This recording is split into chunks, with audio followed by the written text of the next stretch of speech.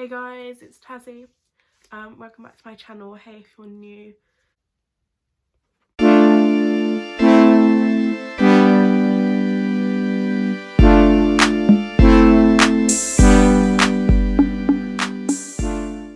No, what am I doing? Obviously that's not normal. I'm like, how they diagnosed narcolepsy.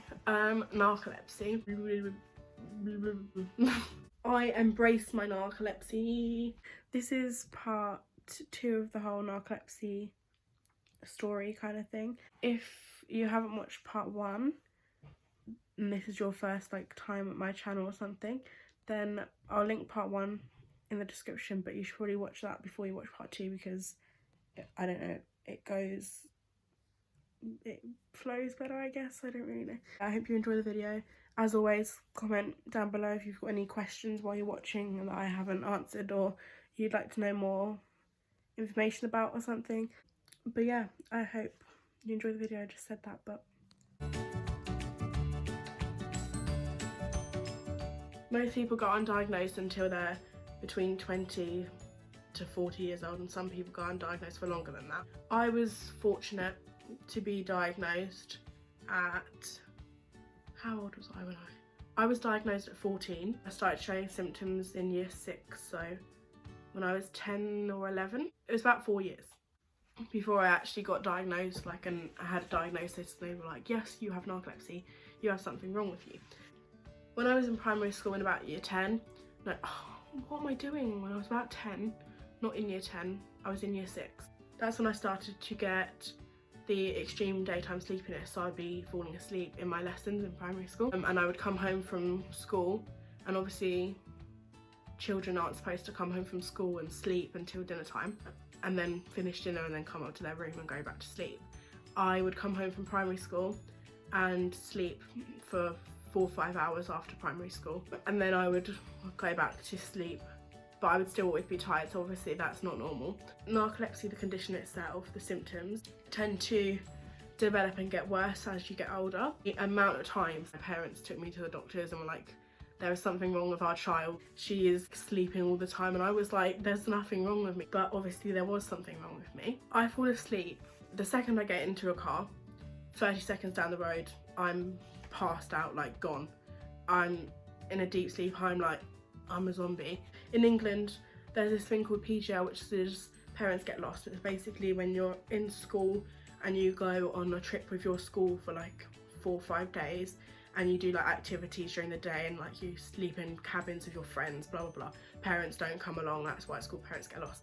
I like pranking people. I think it's hilarious. I was going to eat my breakfast really fast, go back to our log cabin before my friends, pull out everyone's suitcases from under the bunk beds, crawl under the bunk beds, and then pull the suitcases back under the bunk bed so I was covered, so that they couldn't see me. And then they were going to come back from breakfast. This was my plan anyways. They were going to come back from breakfast, come into the log cabin, and I was going to wait for a little while, and then I was going to crawl out and scare them, terrify them, because that's what I wanted to do. And it would have been hilarious if I could actually do it, but that did not happen. They took too long, and I fell asleep under the bunk beds, and nobody could find me. In fact, my friends couldn't find me because obviously nobody knew that I was under the bunk beds, and that's just, obviously they're not going to look under a bunk bed for a child. And yeah, the whole of my year was on a search party for me around PGL because I basically just disappeared. And then somebody came, I started snoring, and somebody came into the log cabin or something and heard me snoring, and that's how I got discovered. But that was embarrassing.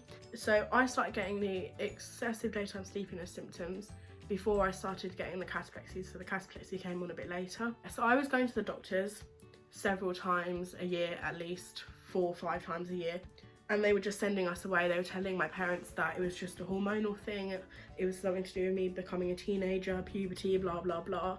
It would disappear, I would be fine in the end, and it would go away. Obviously that wasn't the case. It was like, see, the doctors are telling us there's nothing wrong. Mum, why are you taking me to the doctors? Dad, why do you keep making me go to the doctors? There's nothing wrong with me. Blah blah blah. Kept going to the doctors again and again, kept getting turned away for about 4 years. But we went to get a second opinion from a younger doctor, and she listened to us and was like, yeah, that's not right. I'm going to refer you to the paediatrician, so specialist children's doctor. And then they referred me to the sleep clinic, and then I got diagnosed. How they diagnose narcolepsy. Narcolepsy is 3 different tests. So there's the Epworth Sleepiness Scale. Anyone could do that. If you type that in on Google, you can do it. It's basically just a questionnaire, like on a scale of 1 to 5 or something like that. How likely are you to fall asleep in this situation, this situation, this situation, blah, blah, blah, blah, blah. And then you add up your points at the end, and there's different scales on the different sections on the Epworth Sleepiness Scale. So that's one way. Every time I go and see my doctor, so I have to fill it in to see if my symptoms have gone down, my excessive daytime sleepiness. Mum? Mum? She's in the bathroom as I'm shouting at her. Oh, wait a second. Come on, take your time. Madre! Mum! I swear, this is the second time in my videos I've been distracted by her, and she just ignores me.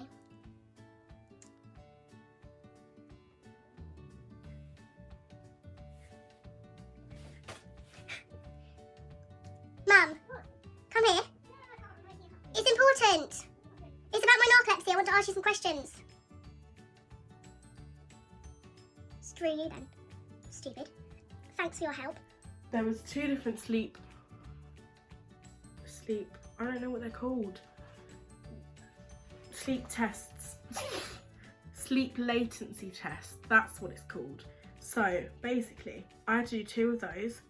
One of them, I went to the doctors, they hooked me up, put this machine, this little box thingy, plugged loads of wires into it and put it on like my body, and then I had to go home, sleep at night all the way through, and then take it back to the doctors, and then they obviously would get the results, and then like blah blah blah, that would add to the whole diagnosis. The first time we did that, I wriggled around so much in my sleep and managed to unplug the wires halfway through, so that obviously the results weren't accurate. Because the second time it was successful, that was fine. And then the third test I had to do was another sleep latency test. Basically, I had to go to the hospital during the day for a few hours. I had my own private separate bedroom kind of thing, hospital bedroom, and they plugged me up, put loads of wires all over my head and stuck them all over my head. I had wires coming out of my head. I had them all over my face as well. I swear my mum took pictures. If I can find them, I'll include them in the video as well, but I'm not actually sure if I've still got pictures. But if I can't find ones of myself, I'll get some pictures up of Google of all the wiring, so you can imagine and you can see what I'm actually talking about.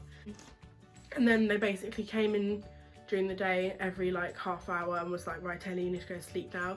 Turned all the lights off, made my mum leave the room, and I had to try and go to sleep. And then obviously I'd fall asleep in like 30 seconds because I can, and that's not normal. Most people can't fall asleep for ages, and I can go to sleep in like 30 seconds. So yes, and they tested, the reason why they stuck them on the face is because REM, like I said earlier, people with narcolepsy only have REM sleep.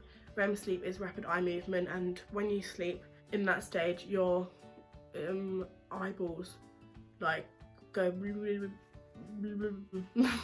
that's one of the ways of testing, because they test what stage of sleep you're in while you're going to those sleeps. And obviously I only ever had REM sleep, which isn't normal.